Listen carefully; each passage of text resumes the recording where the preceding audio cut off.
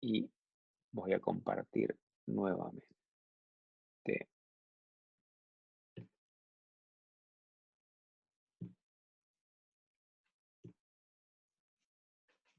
Bueno, ahí estamos, ¿no? ¿Estamos? Sí, se ve. Se ve, bien. Bueno, entonces vamos a ver la última clase. Esta clase, voy a decir un par de cositas interesantes que les pueden servir, que sirven mucho, y voy a introducir, o sea, unas identidades matemáticas que son interesantes. Y posterior a eso, voy a introducir un poquito de transiciones de fase. Bueno, entonces, como ahora vamos a una consecuencia de la extensividad de la energía, ¿ok?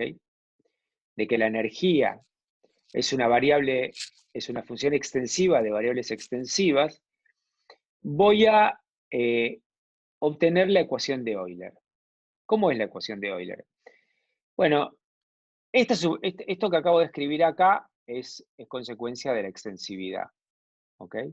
O sea, si yo multiplico la energía o sea, escaleo mi sistema por una variable lambda, escalean la entropía y el volumen, ¿ok?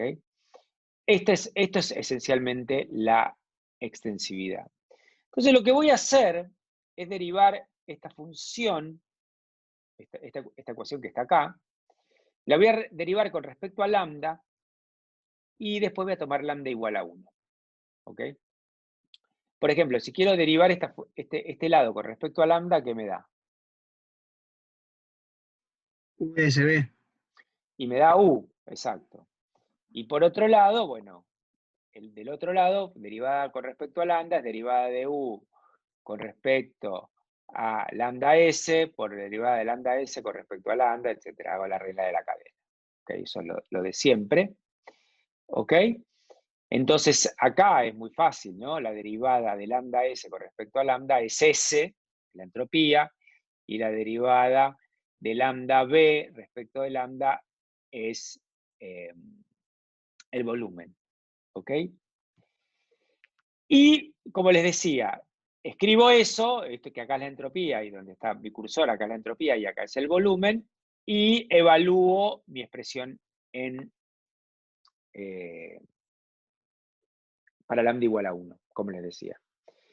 Y entonces llego a esa expresión que está acá, pero fíjense que esa expresión que está acá, la derivada de la energía respecto de la entropía, ustedes ya saben que eso no es otra cosa que la temperatura. ¿Ok? Y la derivada de la energía respecto al volumen era la presión dividido la temperatura. Perdón, la presión, perdón. Entonces, fíjense que llego a que si tengo un sistema que es extensivo, entonces la energía directamente es... Profe, Sí, una consulta. No me sí. queda muy claro qué sería la derivada de respecto de lambda cuando lambda es 1. El anterior, sí, de ahí. No, le podés hacer la derivada acá. O sea, no podés invertir el sentido de vos calculás la derivada con respecto a lambda y después evaluás lambda igual a 1. O sea, Sí, sí, obvio. Pero ahí al final te queda derivada de lambda s respecto de lambda. está bien, y ahí puedo decir digamos, que lambda es igual a 1, y esto me queda así. ¿Cuál sería el problema ahí? No, la otra. Derivada de lambda s sobre lambda. No, la del medio de las dos. Esta que Esa, estoy mostrando. Bueno, claro. derivada de lambda s respecto de lambda, se te deriva el lambda y te queda Claro, 1. verdad. Qué verdad. Sí, tenés razón. Eso, pensé que lo había dicho. ¿Ok? Entonces, fíjense que con esta, digamos, partiendo de la extensividad, llegué que la energía ahora esté por S menos P por B. ¿Ok? Que esta ecuación muchas veces es muy práctica. Y además van a ver que podemos sacar otra propiedad más, que va a ser, es muy práctica cuando, por ejemplo, uno estudia transiciones de fase. Miren, es la siguiente. Supónganse, o sea, yo puedo ahora calcular la diferencial, hacer una diferencial de la energía. ¿Ok?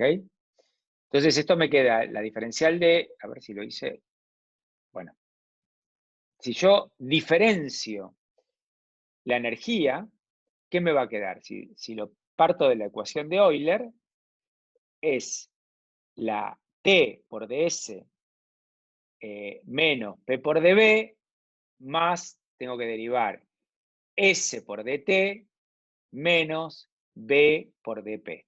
¿Ok? Tengo que hacer los 4 términos. ¿Está bien? ¿Hasta acá me siguen?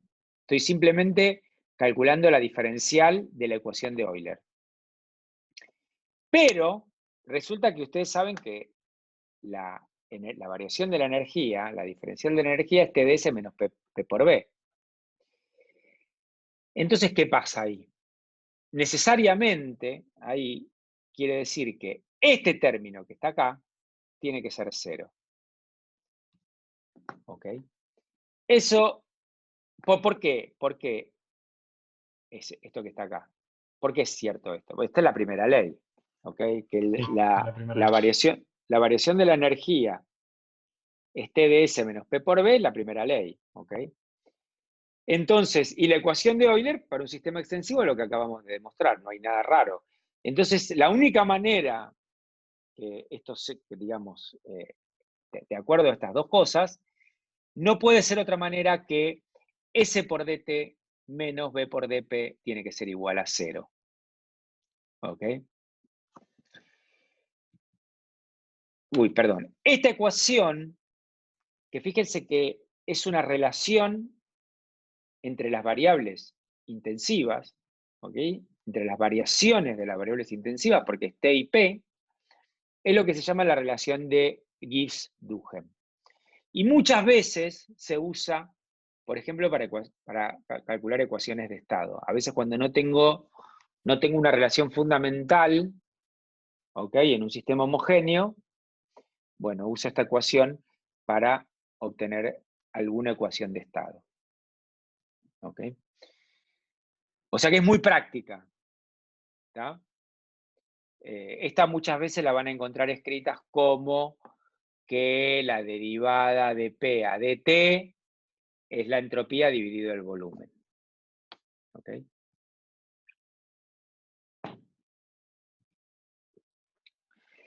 Seguimos entonces con otra consecuencia matemática de funciones de estado, ¿no? O sea, nosotros, recuérdense, ya lo vimos 25 veces, no 25 veces, pero un par por lo menos, dijimos que la condición para que una diferencial sea exacta es que si yo escribo un diferencial, la derivada de esta f con respecto a y, a la otra variable, es igual a la derivada de g respecto de x. O sea que las derivadas cruzadas son iguales. Eso era el teorema de Cauchy, creo, ¿no? Ahora no me acuerdo. La vez pasada le había puesto el nombre. Entonces, esa es la condición para que una función sea una diferencial exacta. Ahora bien, bueno, nosotros, la energía es una diferencial exacta, ¿ok? Eso ya lo sabemos. Entonces, la variación de energía es esto que está acá, que es TdS menos P por B. Entonces, de ahí puedo relacionar, de ahí que saco justamente, como U es una diferencial exacta, entonces puedo calcular que no puedo calcular, las derivadas cruzadas tienen que ser iguales. entonces eso quiere decir que la derivada de la temperatura respecto del volumen a entropía constante tiene que ser igual a menos la derivada de la presión respecto a la entropía a volumen constante. Estas ecuaciones que salen de las derivadas cruzadas se llaman ecuaciones de Maxwell. ¿Ok?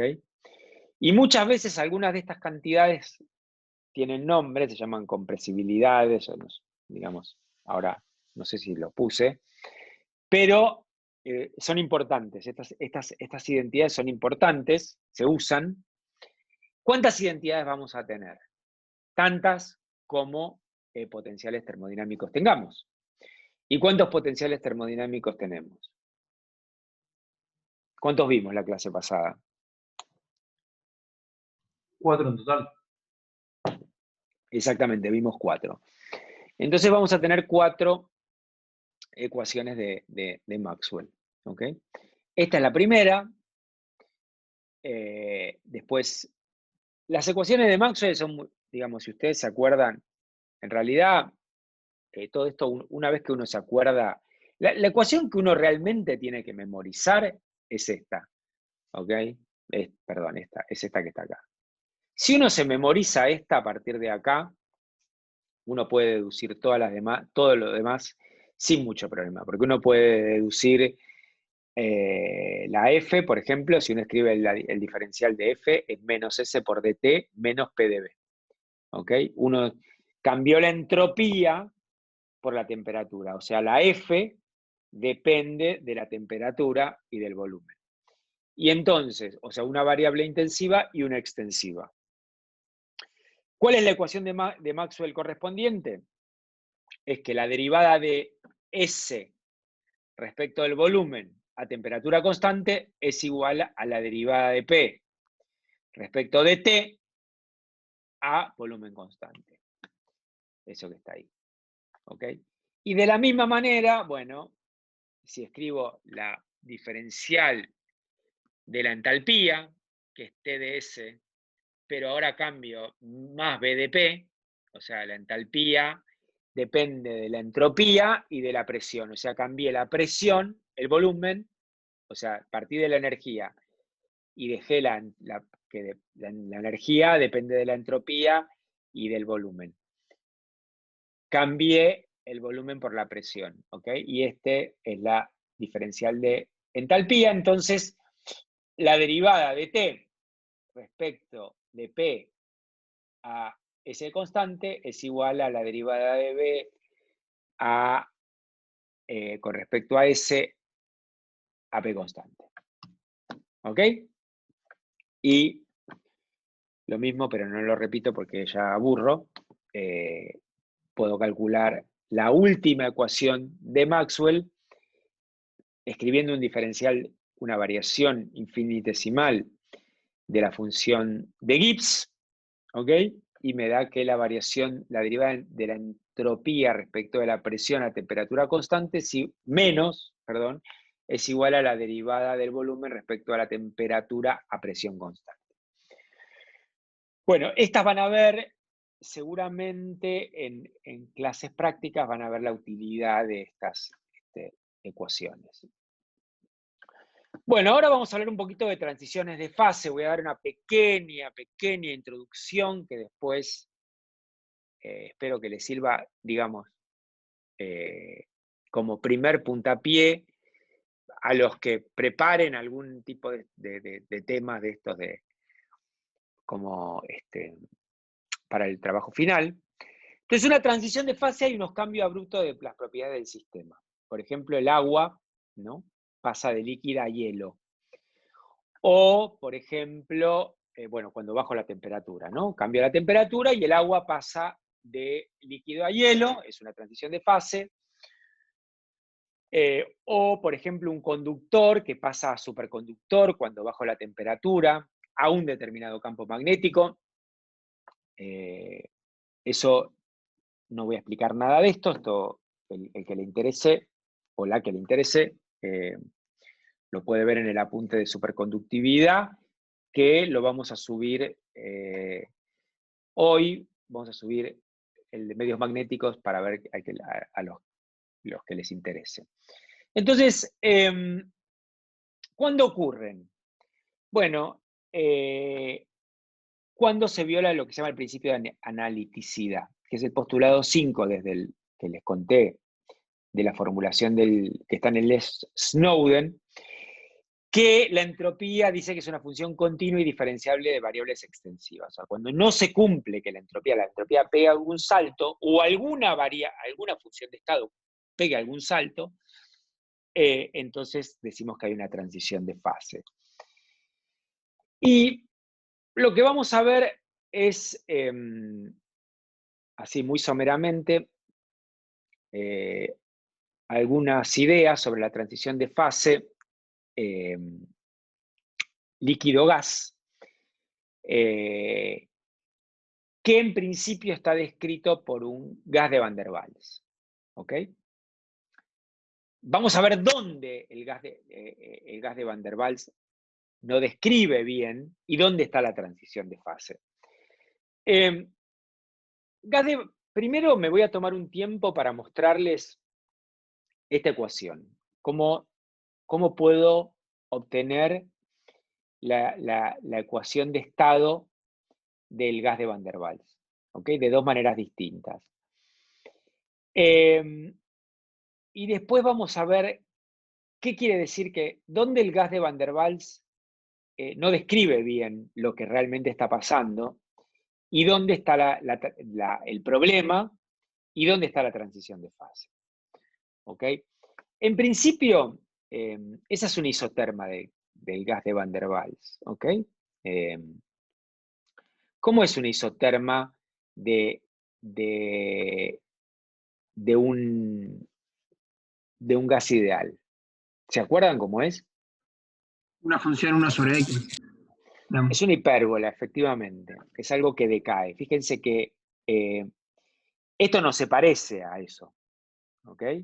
¿Qué es lo que es raro acá? ¿Dónde hay algo raro? Bueno, acá, esta parte, ¿no? Esta parte, en principio, nos parece rara. Ahora, fíjate que si esta es una isoterma para temperaturas menores a una temperatura que se llama la temperatura crítica. O sea, es decir, muy fácil, digamos, es muy fácil ver que si la temperatura es muy grande, el gas de Van der Waals se comporta como un gas ideal. Esencialmente va a ser una función que decae monótonamente. ¿Ok? Si la temperatura es grande, puedo tirar esta parte, paso el T dividiendo, tiro esta parte y me queda esencialmente la ecuación de los gases ideales para temperaturas grandes. Ahora vamos a ver que hay una cierta temperatura, que la vamos a llamar temperatura crítica, donde empiezan los problemas. Cuando digo empiezan los problemas, en principio no sé no tengo ninguna razón para decir, pero va a tener que ver con esto que pasa acá. Que ustedes ya se pueden dar cuenta que acá hay un problema. ¿Qué es lo que hay raro acá? Fíjense que en el gas de Van der Waals acá, ¿qué pasa cuando yo vengo en esta región? Aumenta el volumen, aumenta la presión.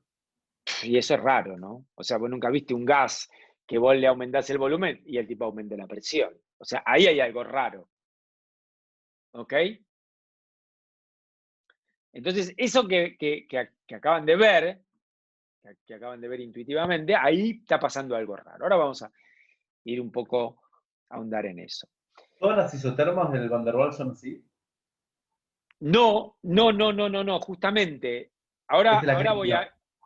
después de la crítica son todas monótonas, claro. Menor a la crítica, sí, tienen estos dos, tiene este máximo y este mínimo.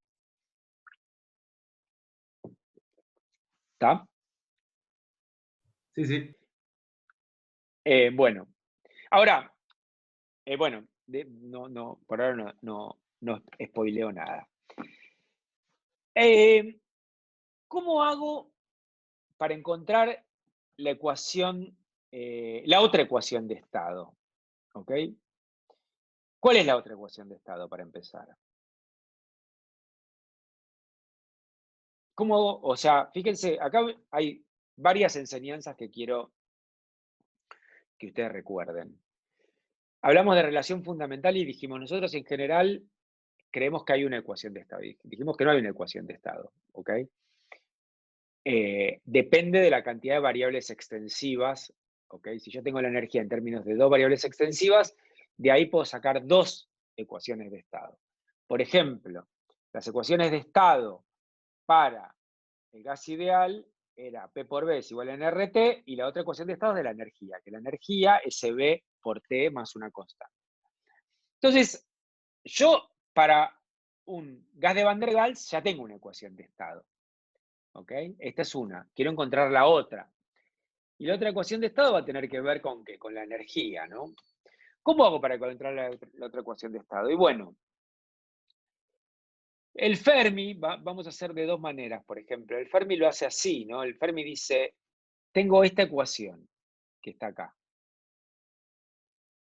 ¿De dónde sale esta ecuación? ¿Se acuerdan de dónde sale? ¿Alguien se acuerda de esta ecuación? Que la derivada de la energía respecto al volumen a temperatura constante es igual a la temperatura por la derivada de la presión respecto a la temperatura volumen constante menos la presión. ¿Se acuerdan de dónde salió esta ecuación y para qué la usamos? ¿Puede ser que eso sea de la primera ley? En realidad eso fue cuando de la segunda ley. ¿Te acordás que en un momento, en una clase, yo dije, o sea, nosotros para los gases ideales llegamos a que la energía no dependía que dependía solo de la temperatura, llevamos a través de un experimento. Y la primera ley. ¿Ok? Dije, en el momento que les conté eso, dije, bueno, cuando veamos la segunda ley, vamos a ver que se puede deducir esto también sin asumir el resultado experimental. Y lo que hice fue diciendo que la entropía es una ecuación de estado y llegué, asumiendo que la entropía era una función de estado, llegué a esta ecuación. Metí la ecuación de los gases ideales y me quedó que la energía no dependía de la temperatura. Bueno, ahora vamos a aplicar esta ecuación. No sé, puedo volver para atrás y mostrarles, pero bueno, pues me va a costar porque tengo que pasar como 50 transparencias para atrás. Bueno, digo, esta sale de que la entropía es una ecuación es una función de estado. Y que la energía también, por supuesto. Entonces, apliquemos esta ecuación, metamos la ecuación de estado, digo, la relación entre la presión, la temperatura y el volumen para un gas de Van der Waals, metiendo acá adentro. Entonces, bueno, calculo la derivada de la presión respecto a la temperatura volumen constante de esta ecuación que está acá, y obtengo, bueno, tengo que derivar esto que está acá, ¿no? Que es esa ecuación, y restarle la presión, que es RT sobre B menos B. Acá estoy usando, estas cuentas las estoy haciendo para un mol, ¿ok? Bueno, en ese caso me da que la derivada de la energía respecto del volumen a temperatura constante es A, el parámetro A del gas de Van der Waals, dividido el volumen al cuadrado. Bueno, pero yo quiero calcular la energía, ¿no? ¿Cómo varía la energía? Entonces, esta es mi ecuación, la integro, pero bueno, al integrarla tengo que sumarle una función de t, porque esta derivada no es una derivada total que la puedo integrar, porque esto es suponiendo que la temperatura es constante. Entonces, si supongo que la energía, integro esta ecuación y tengo que sumarle una función de la temperatura. ¿Ok? Eso es integrar esta ecuación que está acá. Y entonces llego a que la energía es menos A sobre el volumen, eso para un mol de gas de Van der Waals, más una función de la temperatura. Y acá no puedo avanzar más, salvo que haga que tenga más información. Y la información que voy a usar, déjenme sacarme esto que me está mal, es que, perdón, que el CB, ¿no? calor específico a volumen constante, que es la derivada de la energía respecto de la temperatura a volumen constante, ese es constante. Voy a suponer que un gas de Van der Waals tiene un CB constante. Ahora bien, derivo esta expresión que saqué hasta acá, perdón, al momento que se me tara, derivo esta expresión a volumen constante y me da esa función f derivada con respecto a la temperatura. Esa f que no sé cuánto vale. Pero bueno, si yo supongo que el CB es constante, esta ecuación claramente la puedo integrar. Y me queda que esta f es CB por T más una constante. Y de esa manera llego a la otra ecuación de estado, que es cómo depende la energía de la temperatura y el volumen. ¿Ok? Acá está. O sea, la energía para un gas de Van der Waals es CB por T menos A sobre B más W. Más una constante, perdón. Fíjense que simplemente le meto una corrección a la energía, ¿no? Que tiene que ver con que existen fuerzas entre las moléculas. ¿Tá? Que era lo que supusimos al principio para meterlo, lo metimos en la ecuación de estado. En la primera ecuación de estado, la que relaciona P, B y T. ¿Ok? Entonces acá calculamos la segunda ecuación de estado para un gas de Van der Waals. Bueno, quiero encontrar la entropía. Y bueno, la entropía es simple, ¿no? Porque ustedes saben ya que la entropía es dQ sobre T, que es 1 sobre T por du más P de B. Ahora, du ya sé lo que es, la presión ya la tengo, ¿ok? La presión lo pongo en función de la temperatura y el volumen, y me queda todo este choclo que lo puedo dividir una parte que va con la temperatura y una parte con el volumen, y fíjense que acá se puede integrar, porque esta parte solo depende de la temperatura y esta parte solo depende del volumen. ¿Ok? Entonces, integrando, simplemente esto me va a quedar el logaritmo de t, y esto me va a quedar el logaritmo de b menos b, la constante está b. De nuevo, esta es la entropía para un mol de gas ideal, de gas de Van der Waals. ¿Está? Y ahora hay otra manera muy simple de calcular un gas de la ecuación de estado de un gas de Van der Waals. Hay una manera más simple y que junta todos estos conceptos que les estuve contando y que está bueno, que es como lo hace el libro de Snowden, que lo que hace es, empiezo con la F, la función de Helmholtz, para un gas ideal. ¿Ok? ¿Qué es esto? Fíjense que esto que está acá, esta F, depende de B y depende de T. ¿Ok? Entonces, ¿qué hago? Bueno, esta es una relación fundamental, ¿no?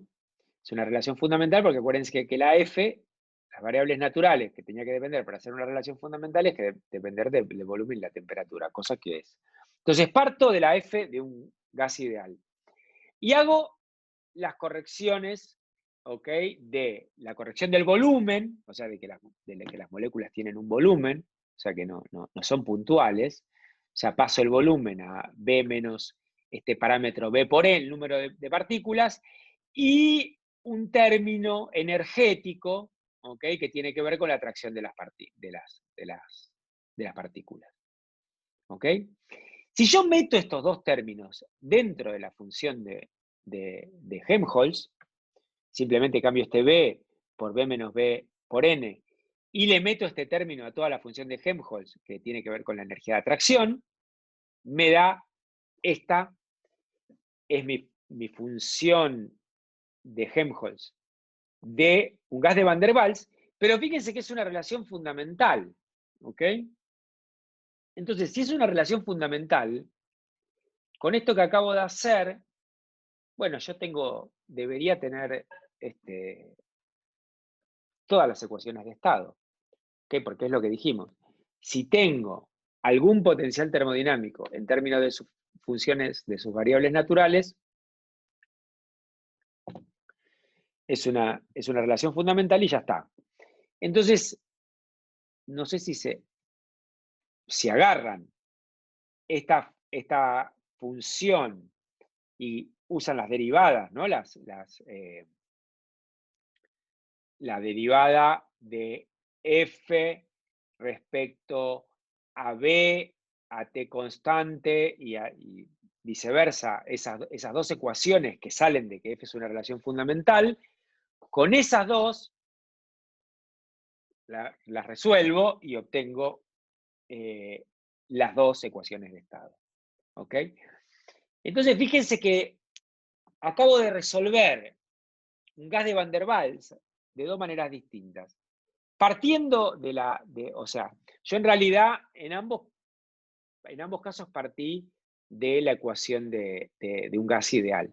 Partir de lo que hace el Fermi es parto de una de las ecuaciones de estado de un gas ideal, le hago las correcciones de la energía de atracción y del volumen finito a esa ecuación de estado y integro y llego a la otra ecuación de estado. O parto de la F de un gas ideal, le hago las correcciones y ahí obtengo las dos ecuaciones de estado. ¿Ok? Bueno, dicho eso, volvamos entonces a... Perdón, profe, Sí, ¿puedes volver, por favor, a la diapositiva anterior? Ahí, acá. no entendí lo que está ahí en el medio. Esto que está O acá. sea, que eso y eso, sí, sí. Bueno, estas dos transformaciones, estas dos cosas, son las dos que, ¿te acordás? Bueno, esto lo hicimos al principio, ¿no? Pero cuando les conté sobre primero creo que en la segunda clase hablé de gas ideal. Dije, bueno, pero gas ideal es una aproximación, les comenté cuándo vale, que los gases tienen que ser muy diluidos, tienen que tener poca densidad, Y ahí dije, bueno, pero un gas real se aparta. Bueno, ¿cómo puedo modelar un gas real? Bueno, dije, bueno, partiendo de un gas ideal y diciendo, bueno, pero las moléculas tienen un volumen, ¿ok? No tienen un tamaño, no son puntuales. Entonces viene esta corrección. Y aparte les dije, hay una corrección que tiene que ver con la energía de atracción, ¿ok? Hay una energía de atracción, no es puramente, digamos, en un gas ideal, lo vamos a ver la clase que viene, no tenés por qué saberlo, pero la clase que viene vamos a obtener la ecuación de un gas ideal de manera microscópica. Y ahí vamos a suponer que los choques son elásticos, o sea que las partículas son puntuales y tienen choques elásticos, ¿ok? Pero en realidad eso no es cierto, ¿no? Porque hay un potencial de atracción entre las partículas también, ¿ok? Entonces, no es solamente elástico el choque. Entonces, bueno, esta corrección tiene que ver con que haya atracción entre las partículas. Claro, o sea, pasamos del gas ideal al gas de Van der Waals. Sí. Entonces, en la segunda clase, agarramos la ecuación del gas ideal y le metimos estas dos correcciones y llegamos a esta ecuación. Claro. ¿Okay? Bueno. Y otra cosa que no entiendo es si la función de Helmholtz de gas ideal la tenemos que saber de antes o sea, como que siento que no justificamos de dónde viene. Bueno, a ver, ¿cómo la podría obtener? Ese es un buen ejercicio, ¿okay? ¿Cómo obtener? Nosotros, y en realidad es muy simple hacer eso, porque vos fijate que nosotros calculamos la entropía de un gas ideal, ¿ok? Y entonces usando la entropía de un gas ideal y que la energía de un gas ideal es CB por T, ya está, CB por T más una constante, ya está, ¿no? Es simple. porque ¿qué es la F? Es la entropía, es la energía menos, ¿qué cosa? T por S. ¿Ok? ¿Me seguís? Sí, sí. Entonces, fíjate que es lo que está acá. O sea, vos agarras la energía de un gas ideal, que se ve por T, y le restás T por S. Y S lo escribís con la expresión de un gas ideal. Ok. Hacés esa cuenta que es trivial. ¿Y qué sería el KB que está ahí en el medio de la función? Esa es la constante de Boltzmann. Esta es la constante de Ah. Boltzmann y acá está el número de partículas. En realidad, vos podés escribir esto N. en términos Sería del N. CB. ¿Okay? Acá Masa. estoy usando, en realidad, viste que esto lo saqué del Swensen, y viste que el Swensen es medio microscópico, macroscópico. Entonces muchas veces pone cosas usando cosas microscópicas. Pero simplemente acordate la relación entre el CB, ¿ok? Para un gas monoatómico, por ejemplo, lo puedes escribir en términos de N, de KB, etc. Lo puedes pasar todo. Uy, para que se me perdió. Y puedes escribirlo todo en términos de CB y de cosas que conoces. ¿Está? Pero esa es la constante de Boltzmann. Acordate que de hecho escribimos la ecuación de un gas ideal, la escribimos en términos, también aparecía N y la K de Boltzmann.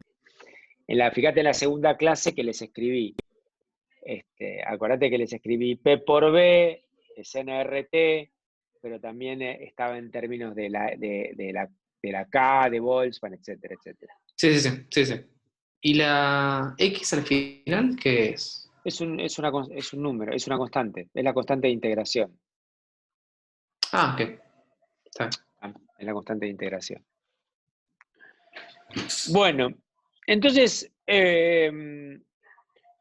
claro, porque lo saqué ya a esta altura, cuando el cuatrimestre pasado hice estas transparencias, me daba fiaca pasar a LaTeX todas las fórmulas y simplemente las copié. Entonces, estas son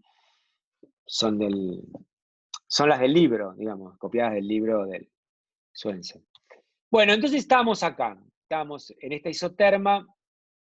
Bueno, y entonces dijimos, acá pasa algo raro, ¿no? Para este gas, que ya vimos de cómo describir sus ecuaciones de estado, que acabamos de calcular sus ecuaciones de estado. Dijimos, bueno, acá nos resultó raro al principio, esta es una isoterma. Entonces, lo que vemos que, digamos, si analizamos la ecuación de estado, que para temperaturas mayores a una temperatura crítica, podemos ver que este máximo y este mínimo no existen más, ¿ok? En un momento se juntan, ¿ok? Y es un punto silla y después ya está, no hay más, ¿ok? Ni máximo ni mínimo. Entonces, eso para temperaturas mayores, que lo que se llama temperatura crítica, justamente es siempre decreciente, ¿ok? Es justamente ese caso. Entonces tengo que buscar el punto crítico. El punto crítico justamente es este punto silla donde la derivada, o sea, cuando es el punto crítico, cuando estos dos, el máximo y el mínimo, se juntan, lo que va a pasar es que la derivada de la presión respecto al volumen es 0, pero también la derivada segunda. O sea, no es ni un máximo ni un mínimo. O sea, la derivada primera es 0, pero la derivada segunda también. ¿Ok? Bueno, podemos, resolviendo, dada la ecuación de estado y resolviendo esas dos ecuaciones, llegamos al punto crítico, o sea, al volumen, la presión y la temperatura del punto crítico en términos de las variables, los parámetros del gas de Van der Waals, ¿no? Que es A, B, y bueno, el número de partículas y la K de Boltzmann, ¿ok? Y acá tenemos entonces el volumen crítico, la presión crítica y la temperatura crítica. Para temperaturas mayores a esta, dijimos que no va a pasar esto, sino que una isoterma va a ser una función decreciente con la temperatura. ¿Ok?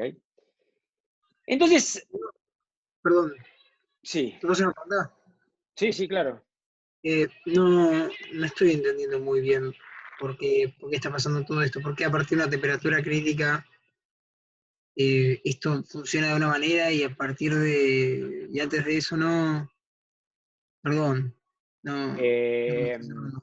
bueno, a ver, eso es, digo, vos encontraste la ecuación de estado, Sí, ¿ok? A ver si entiendo la pregunta.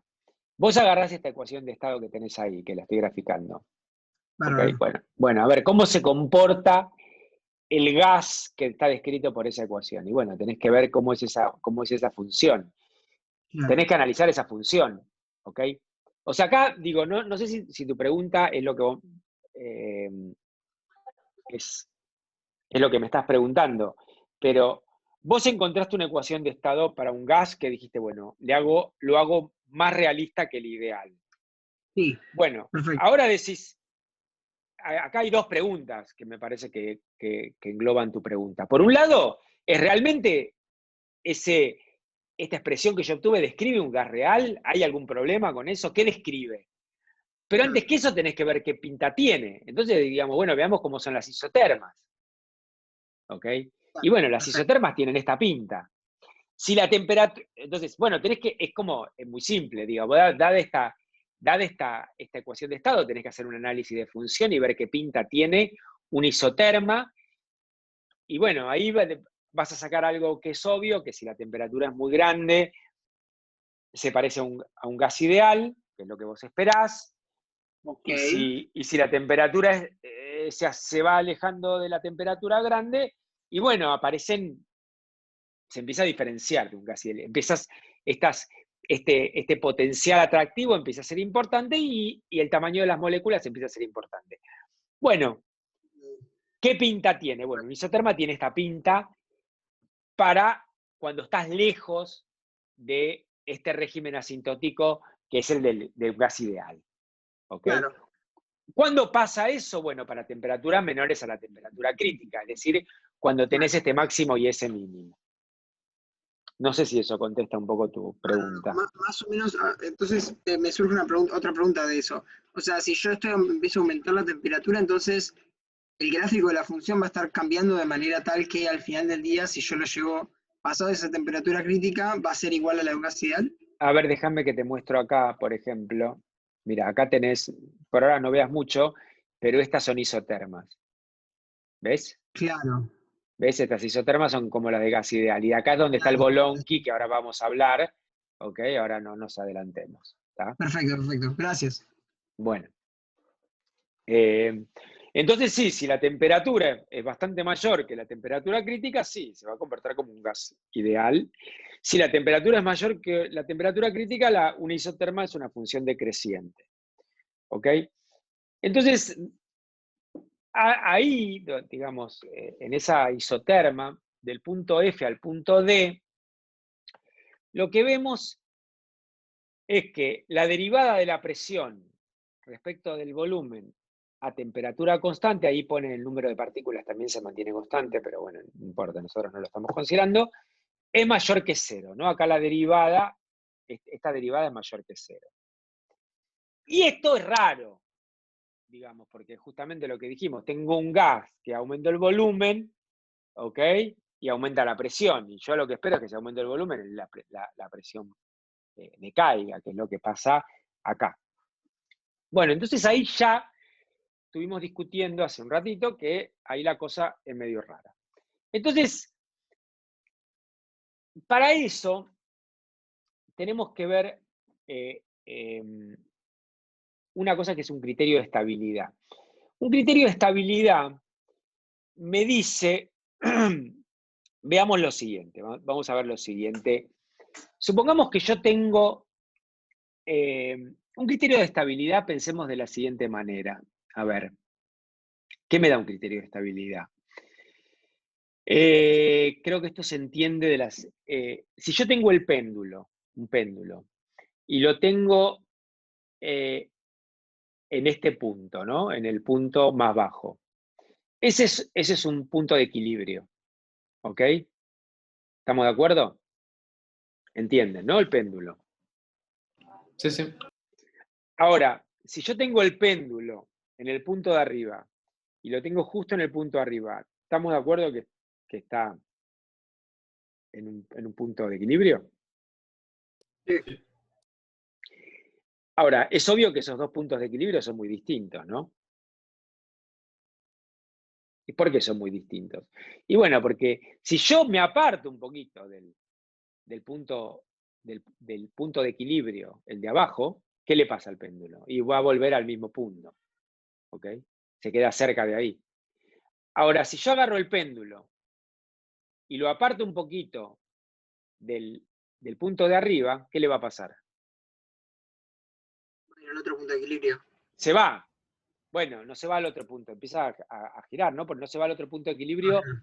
porque no tenés disipación. Si tenés disipación, sí, Claro. pero en principio estoy pensando que la energía se conserva. Entonces, fíjate que la estabilidad de esos dos puntos de equilibrio son muy distintos. Bueno, algo igual puedo plantear en termodinámica, puedo plantear un punto de equilibrio, cuán estable es si me muevo un poquito, ¿ok? Entonces, supónganse que esto digamos, no me da tiempo de discutirlo en todo detalle, esto es un capítulo entero del libro de Swensen. Pero supongamos, por ejemplo, que yo agarro, tengo un sistema compuesto por dos partes, con dos volúmenes, tengo un pistón, y lo que voy a hacer es variar un poquito, cuasi estáticamente, el pistón. ¿Ok? ¿Qué va a pasar? Bueno, la energía de una de las partes, bueno, manteniendo, lo que mantengo es la entropía constante, ¿no? Entonces, fíjense que, bueno, la variación total de la energía de todo mi sistema, que está compuesto por estas dos partes, va a ser la energía cuando cambio el volumen, o sea, la energía, acuérdense que depende de la entropía y del volumen, entonces, si yo, una de las partes, el volumen se agrandó, bueno, entonces esto me queda, el volumen me queda B más esa variación de volumen, menos la energía inicial que tenía esa parte. Y la otra parte, el otro subsistema, bueno, tendrá una energía que depende con barra, pero acá el volumen, barra, o sea, el volumen de mi otro sistema, va a decrecer. ¿Ok? Si el otro aumentó, este decrece. Y esa es la variación total de de la energía de mi sistema compuesto. Ahora bien, la energía tiene que crecer, tiene que ser mayor que cero, por el principio de mínima energía. El principio de mínima energía es lo mismo, o sea, sale del principio de máxima entropía. Acuérdense que uno de los postulados a lo Calen es que la entropía es un máximo cuando no tenemos vínculos, sin constraints, ¿cómo se dice? Ahora no me sale la palabra en español. ¿Restricciones? Sin restricciones, si yo no tengo restricciones, la entropía es un máximo dado el volumen y para el volumen y la energía dada. Ese principio de máxima entropía se puede demostrar, si quieren mírenlo en el Swensen, está mostrado, es bastante simple, que eso implica un principio de mínima energía. ¿Okay? Entonces, si yo, desde un punto de equilibrio, me muevo un poco, la energía tiene que aumentar. Ahora bien, fíjense, yo quisiera ver acá tengo mi sistema, tiene dos partes, y yo quisiera en realidad ver una propiedad de cada una de las partes. Entonces, en realidad, nada me impide decir que mis dos partes son iguales, ¿ok? Que mis dos volúmenes son iguales, ¿ok? Entonces, si mis dos volúmenes son iguales, bueno, esta energía ya el barra lo tengo que sacar, y esta variación total, que tiene que ser mayor o igual que 0, esta variación total, fíjense que es este término, se me va con este término me queda dos veces, que es este término que está acá, y estos dos términos, que son estos dos términos que está acá. ¿Entienden lo que hago? O sea, aplico esto a dos partes, pero digo, bueno, voy a suponer que las dos partes son iguales. Si las dos partes son iguales, llego a esta relación que está acá. Si esa relación que está ahí, lo que puedo hacer es tomar el límite de la variación de volumen tendiendo a 0, nadie me lo impide, dividir por esa variación de volumen, y eso que me da ahí no es otra cosa. O sea, esto que está acá arriba tiene que ver con la derivada segunda de la energía respecto del volumen, a la entropía y el número de partículas constante. ¿Ok? Y eso, justamente por el principio de mínima energía, tiene que ser mayor o igual que 0. Este es el criterio de estabilidad. ¿Ok? Entonces, fíjense lo siguiente. Bueno, acá, obviamente que yo sé que la derivada de la energía respecto al volumen es menos la presión. Entonces, esta derivada segunda no es otro que la derivada de la presión respecto al volumen, menos eso, a entropía constante es mayor o igual que 0. Para que sea estable mi punto. ¿Ok? Eso para que sea estable. Bueno, ¿qué pasa? Yo este mismo criterio, de la misma manera que, dado el principio de máxima entropía, planteo el de mínima energía, lo mismo puedo hacer un criterio de estabilidad para la función f de Helmholtz. Si hago lo mismo que acabo de hacer acá para la energía, o sea, agarro un sistema, un émbolo dividido en dos, muevo el volumen, pero ahora lo describo, quiero ver una variación de la entropía, la función de Helmholtz, lo mismo que antes, digo que las dos partes son iguales, esto me va a quedar con una derivada segunda, pero ahora, fíjense que yo sé que la derivada de F respecto de B a temperatura constante, eso es menos la presión. Entonces lo que acabo de llegar con este criterio de estabilidad, que la derivada de P a dB a temperatura constante, esto tiene que ser menor, ¿no? Porque acá está el menor, tiene que ser menor que 0.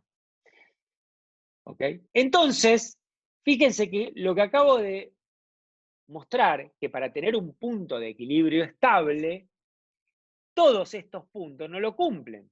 Porque fíjense que cumplen que la derivada de P a dB no cumple que es menor que 0. ¿Ok? Y ahí es justamente lo que ustedes notaban de que ahí había un problema, porque efectivamente uno obviamente sabe que si aumenta el volumen de un gas, la presión tiene que disminuir. ¿Ok? Entonces acá está el problema. Entonces, ¿dónde está el problema? Fíjense lo que dice el libro. Dice que el problema ahí está en que uno asumió que el sistema era homogéneo. ¿Okay? Cuando uno asume el gas de Van der Waals, uno asume que uno tiene un sistema homogéneo. Y justamente no es lo que va a pasar acá en esta parte. Y ahí es donde uno va a tener la transición de fase. Si uno de hecho mide, ¿qué pasa? Este es un espacio de fases de un gas. Y fíjense qué pasa. Para temperaturas grandes tengo el gas. Y fíjense qué pasa. En esta zona ¿qué voy a tener? Voy a tener la coexistencia, voy a tener un líquido, ¿ok? Voy a tener coexistencia de líquido-vapor.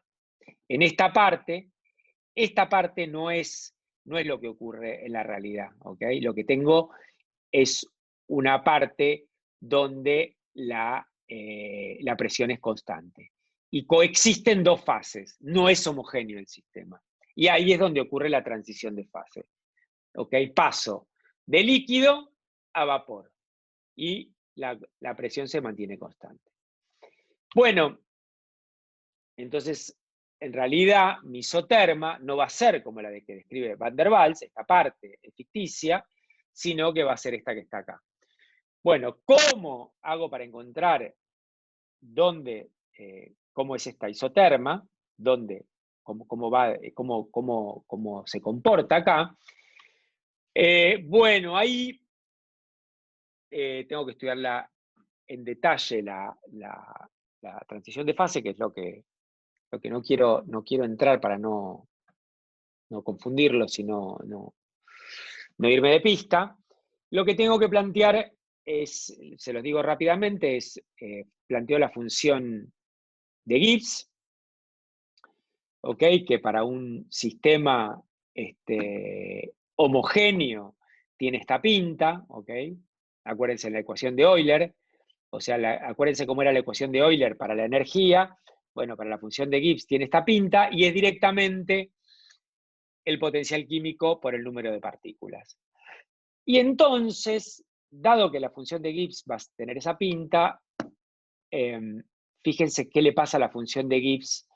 Entonces, cuando voy del punto A al punto H, por ejemplo, y yo quiero ver la variación de la función de Gibbs, voy a usar esta, la ecuación que habíamos visto acá, pero lo que pasa acá, déjenme ir atrás para mostrarles. Esta relación de Gibbs-Duhem, si yo considero que puede variar el número de partículas, tiene un término más y me da esto que está acá. Por eso me da esto que está acá. Ahora, en una transición de fase, si en una isoterma la temperatura es constante, este término se me va. Entonces, fíjense que la variación de potencial químico no es otra cosa que menos B sobre N por la variación de la presión. Entonces, simplemente puedo calcular la variación de G como la integral de B de P. ¿Ok? Y fíjense qué pasa. Si yo voy calculando esta integral que está acá, si yo me voy moviendo por esta curva, ¿qué va pasando? Si yo me muevo, ¿ok? La integral de B de P, cuando me muevo por esta rama, por esta isoterma, va creciendo. Obviamente con cavidad negativa, porque, ¿qué pasa? Porque fíjense que va decreciendo, ¿ok? La derivada acá es negativa. Entonces, por eso la concavidad acá es así, ¿no? Es negativa. Ahora bien, cuando llego a D, que aparece la derivada, ¿ok? Que empiezo, ahora, si sigo, digamos, ahora la presión decrece, ¿ok? Y el volumen también, bueno, ¿qué pasa ahí? Entonces voy hacia el punto F y después vuelvo al punto I. Bueno, esta parte, fíjense que acá me va a dar justamente que para esto, el principio de mínima G, acá voy a tener para estos valores de P, voy a tener dos valores. Entonces, en realidad, el valor, ¿cómo hago para calcular esta transición acá? Voy a hacer por esta curva. Esta parte que son inestables, ¿ok? No tengo estas dos fases, tengo el mínimo, ¿ok? Porque la G tiene que ir por el mínimo. Bueno, esto que se los estoy diciendo muy rápidamente, necesitaría una clase entera para contarlo con todo detalle.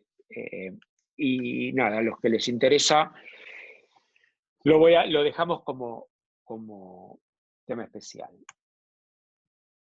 Bueno, creo que eso es todo. Déjenme, para que esto no se haga infinito, antes de las preguntas. Uy, esperen. Uy. Déjenme dejar de... No, ahí dejé de compartir, ¿no? Sí. No, Sí, yo, sí. no estoy, yo lo que quiero hacer es dejar de grabar. Eso.